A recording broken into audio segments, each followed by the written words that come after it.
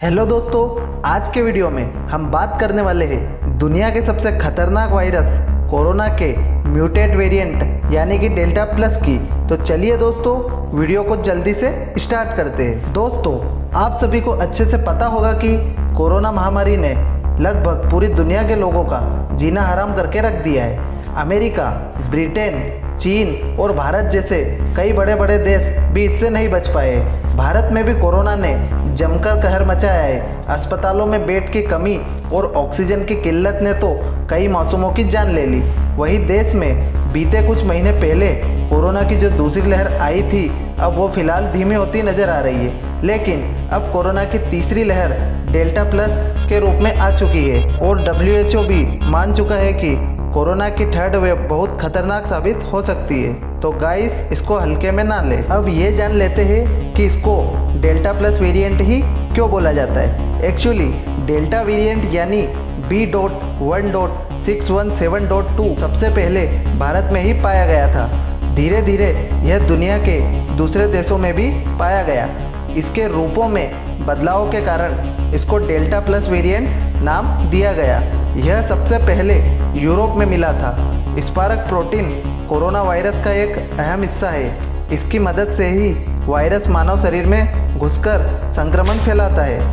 इसीलिए इसको super spreader delta plus variant भी बोला जाता है। अभी तक जितने भी वेरिएंट सामने आए हैं उसमें डेल्टा सबसे खतरनाक है और वह सबसे तेज़ी से फैल रहा है। हालांकि अल्फ़ा वेरिएंट भी काफ़ी संक्रामक है, लेकिन डेल्टा इससे 60% ज़्यादा संक्रामक है। डेल्टा से मिलते जुलते कप्पा वेरिएंट भी वैक्सीन को चकमा देने में कामयाब देखा गया है, लेकिन फिर भी यह बहुत अधिक नहीं फैला, जबकि डेल्टा वेरिएंट सुपर स्प्रेडर साबित हो रहा है। देश में कोरोना वायरस का डेल्टा प्लस वेरिएंट लगातार पैर पसार रहा है। अब तक डेल्टा प्लस वेरिएंट के कारण 11 राज्यों में 50 केस मिल चुके हैं और मध्य प्रदेश में इस वेरिएंट के संक्रमण से 2 लोगों की मौत भी हो गई है। हालांकि इन लोगों ने वैक्सीन नहीं लगवाई थी।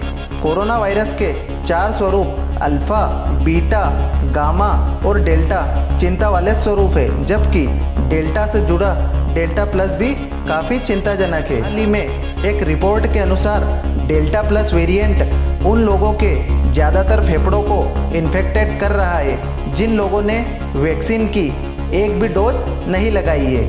हाल ही में भारत में जिन 2 लोगों की इस वायरस से मौत हुई थी, उन लोगों ने वैक्सीन का एक भी डोज नहीं लगाया था। स्वास्थ्य मंत्रालय की माने तो डेल्टा प्लस वेरिएंट के लक्षण इतने घातक है कि फेफड़ों की कोशिकाओं में पहले के मुकाबले यह ज़्यादा मजबूती से चिपक सकता है। यह फेफड़ों को ज़्यादा नुकसान पहुंचा सकता है। यह हमारी इम्यूनिटी को कमज़ोर भी कर सकता है और चकमा दे सकता है। वायरस की चपेट में आने वालों में गंभीर रूप से खांसी, जुकाम और सर्दी देखने को मिली है। इसमें सिर दर्द, गले में खराश, नाक बहना जैसे आम लक्षण दिखाई देते। अगर आपको इन लक्षणों में से कोई सा भी लक्षण दिखाई दे तो आप अपना कोविड टेस्ट जरूर कराएं। अब बात करते हैं कि कोरोना वायरस पर वैक्सीन कितनी कारगर है। भारत में वैक्सीनेशन की रफ्तार एक बार फिर से तेज हो गई है। कोवैक्सीन बना रही भारत बायोटेक ने मंगलवार को तीसरे फेज के ट्रायल का डेटा सरकार को सौंप दिया। तीसरे फेज के ट्रायल में कोवैक्सीन 77.8% तक असरदार पाई गई। अब ये जान लेते हैं कि कौन सी वैक्सीन कहाँ बन रही है और वह कितनी इफ़ेक्टिव है। कोवैक्सीन पूरी तरह से स्वदेशी है। इसे भारत बायोटेक बना रही है। कोविशील्ड को ऑक्सफोर्ड एस्ट्राजेनेका ने तैयार किया है। भारत में इसे सीरम इंस्टीट्यूट बना रहा है। वही स्पुतनिक वी को रूस के गामालिया इंस्टीट्यूट ने रशियन डायरेक्ट RDIF की फंडिंग से बनाया है। भारत में इसका प्रोडक्शन हैदराबाद स्थित डॉक्टर रेड्डी लैब कर रही है। तीनों ही वैक्सीन कोरोना के खिलाफ असरदार है। फिर भी स्पुतनिक वी की एफिकेसी रेट सबसे ज़्यादा है। कोवैक्सीन की तीसरे फेज के ट्रायल के नतीजे आज ही आए हैं। इसमें कोवैक्सीन कोरोना के खिलाफ 77.8% तक असरदार साबित हुई है। वही कोविशील्ड की एफिकेसी 62% से 80% के बीच है। हालांकि अब तक मिले डेटा के आधार पर माना जा रहा है कि अगर कोविशील्ड की 2 डोज को 2 से 3 महीने के अंतर से लगाया जाता है तो ये वैक्सीन 90% तक प्रभावी है, जबकि स्पुतनिक वी की एफिकेसी 91.6% है। हालांकि अप्रैल में कंपनी ने दावा किया था कि कोरोना के खिलाफ स्पुतनिक वी 97.6% तक प्रभावी साबित हुई है। अब ये जान लेते हैं कि इन तीनों वैक्सीनों को किस तरीके से बनाया जा रहा है। कोवैक्सीन पारंपरिक तरीके से बनी हुई है, यानी कि इसमें डेड वायरस को शरीर के अंदर डाला जाता है, जिससे शरीर वायरस को पहचानने और उसके खिलाफ एंटीबॉडीज बनाता है। वही कोविशील्ड और स्पुतनिक वी दोनों ही एडिनो वायरस पर आधारित वैक्सीन है।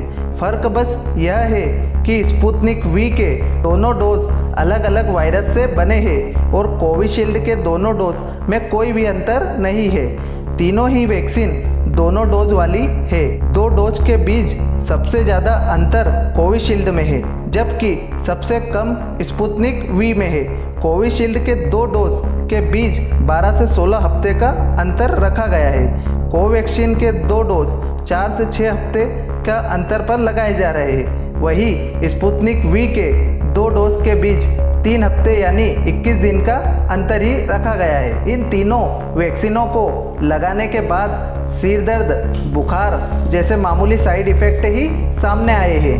कोवैक्सीन में इंजेक्शन वाली जगह पर सूजन, दर्द, बुखार, पसीना आना या ठंड लगना, शरीर में दर्द, जुकाम, उल्टी, खुजली, सिर दर्द जैसे मामूली लक्षण देखने को मिले हैं। कोविशील्ड में भी कोवैक्सीन की तरह ही साइड इफ़ेक्ट सामने आए हैं, हालांकि इनकी इंटेंसिटी थोड़ी ज़्यादा हो सकती है। वही स्पुतनिक वी में भी सामान्य बुखार, दर्द, थकान जैसे साइड इफ़ेक्ट देखे गए हैं। सबसे अच्छी बात यह है कि भारत में ये तीनों ही वैक्सीन केंद्र सरकार की ओर से 18 साल से ऊपर के सभी लोगों को मुफ्त में लगाई जा रही है। हालांकि अगर कोई पैसे देकर प्राइवेट हॉस्पिटल में वैक्सीन लगवाना चाहे तो यह ऑप्शन भी मिलता है। केंद्र सरकार की ओर से इन तीनों ही वैक्सीनों की कीमत तय कर दी गई है। सरकार ने इनकी जो कीमत तय की है उस हिसाब से कोवैक्सीन सबसे महंगी और कोविशील्ड सबसे सस्ती है।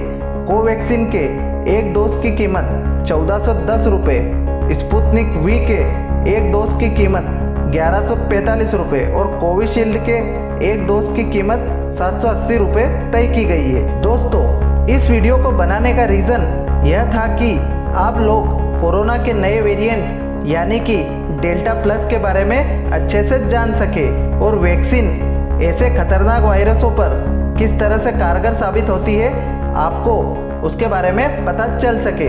आई होप ये वीडियो आपको अगर अच्छा लगा हो तो प्लीज़ कमेंट सेक्शन में अपनी राय जरूर दें और आगे ही इस टाइप की और वीडियो देखने के लिए मेरे चैनल को सब्सक्राइब जरूर कर दें। धन्यवाद। जय हिंद, जय भारत।